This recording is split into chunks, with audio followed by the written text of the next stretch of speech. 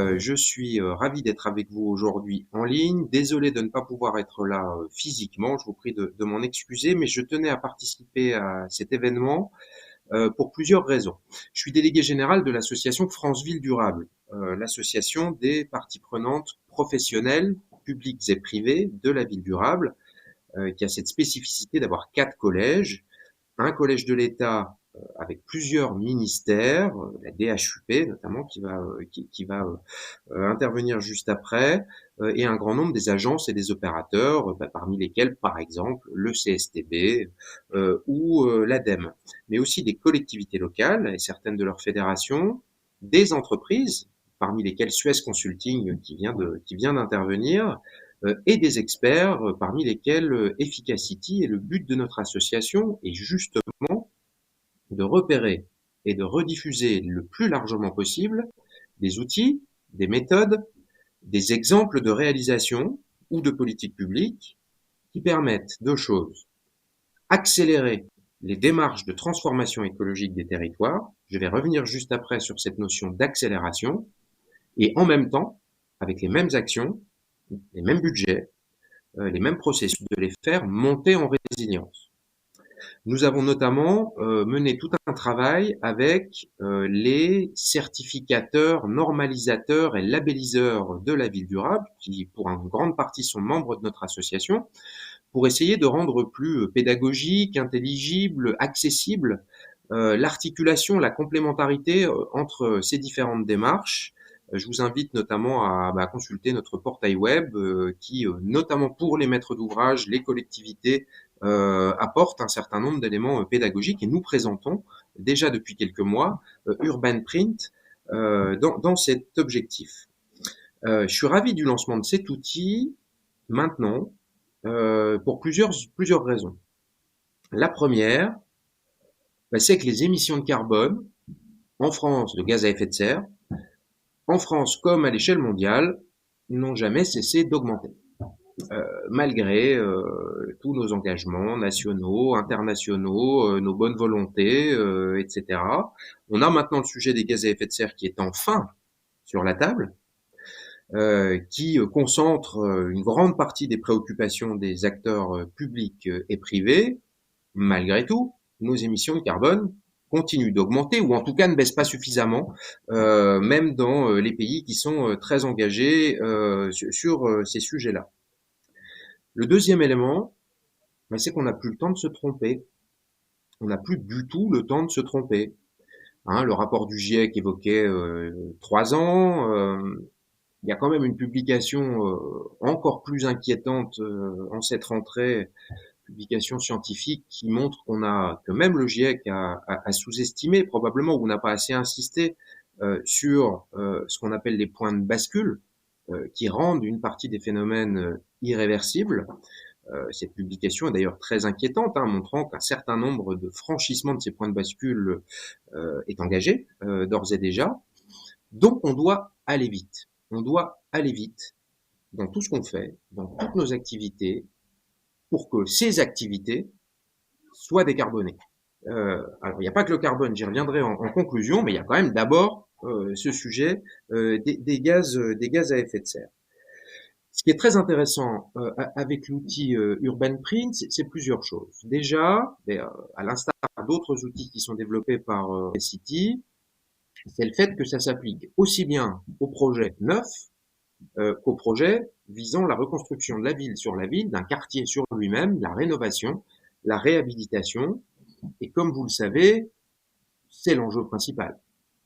Les bâtiments neufs sont anecdotiques dans l'équation climatique, avec 1% de renouvellement urbain par an et 3 ans pour en sortir, ou pour inverser nos trajectoires, même si on compte 10 ans, même si on compte l'horizon 2050. Si on compte l'horizon 2050, 80% du bâti qui sera là en 2050 et qui devra être totalement décarboné, c'est le bâti qui nous entoure aujourd'hui. C'est celui qui est déjà là. Donc on a mis au cours des années précédentes beaucoup d'argent, de temps, d'énergie, d'innovation, d'intelligence collective sur des bâtiments neufs, ultra-modernes, très vertueux, etc. C'est très bien, mais c'est pas du tout l'enjeu. L'enjeu aujourd'hui, c'est le stock. Et c'est comment on arrive à reconstruire, adapter, réhabiliter tout ce qu'on a déjà construit sans artificialisation supplémentaire et si possible en mobilisant le moins de matières premières possible et le moins d'énergie possible. L'outil est adaptable dans tous les cas. Deuxième intérêt, l'échelle quartier. Une échelle plus large que le bâtiment lui-même. Bien sûr, il est impératif d'avoir des logiques d'analyse de cycle de vie à l'échelle du bâtiment. Néanmoins, on voit bien que ça ne fait pas sens à l'échelle d'un bâtiment tout seul, puisque le bilan qui compte in fine, c'est bien celui du territoire. Donc d'ailleurs, après, en développement, ce qui serait intéressant, c'est d'avoir cette même approche pour l'ensemble des quartiers et d'arriver à compiler les différentes données. Je sais que c'est possible. Je sais que l'outil permet de très nombreux développements. On est au début. Et c'est ça qui est extrêmement intéressant. Mais en tout cas, cette approche quartier, aujourd'hui, est extrêmement pertinente par rapport aux enjeux.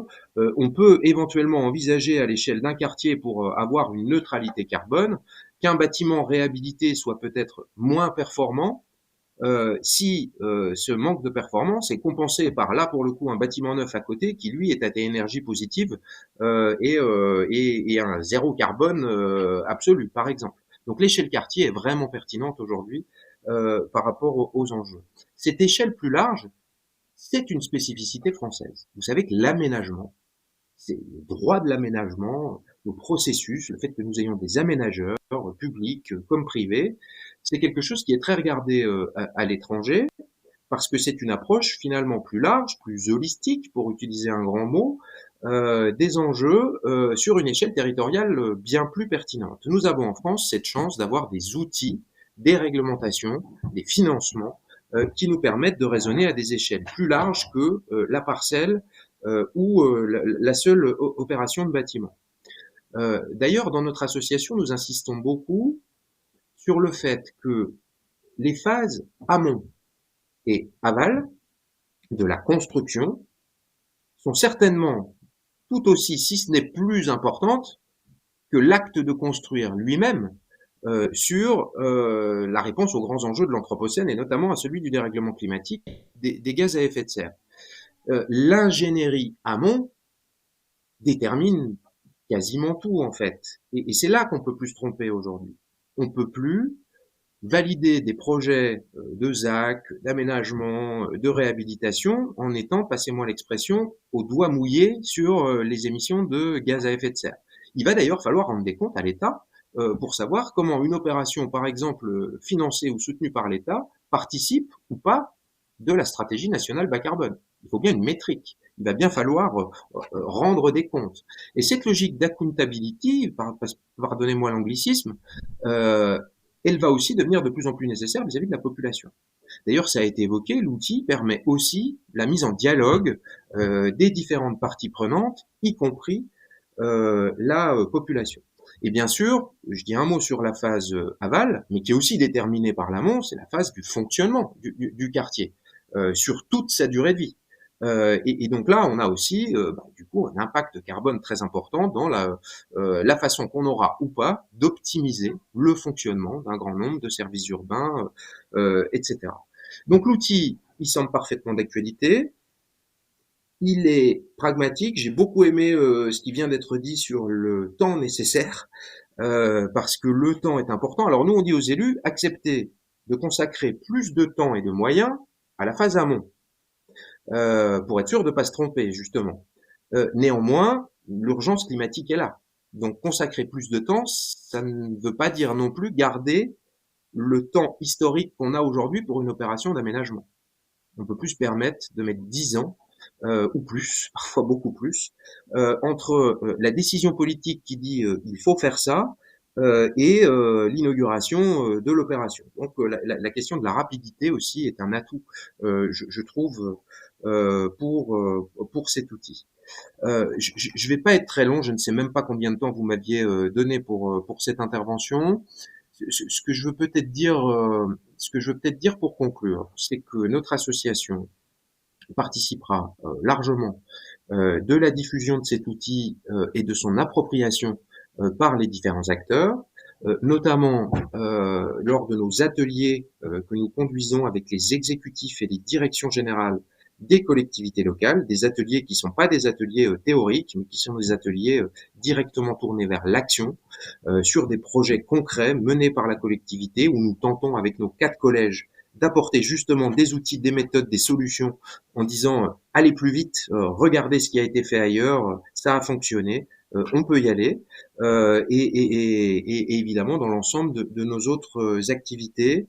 Je suis ravi aussi, j'avais pu en discuter avec Michel à plusieurs reprises. Vous savez qu'on promeut dans l'association une vision, donc je l'ai évoqué tout à l'heure, plus holistique des enjeux.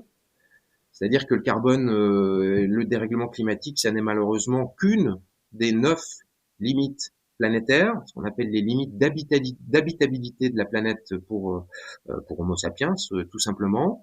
Elle est maintenant sur la table. Les 8 autres le sont beaucoup moins, à part peut-être la biodiversité et la question de l'eau qui, avec les événements de l'été, arrive enfin sur la table. Mais il y en a d'autres, hein, les polluants dans l'environnement, l'artificialisation des sols, les cycles biogéochimiques de l'azote et du phosphore, etc., etc.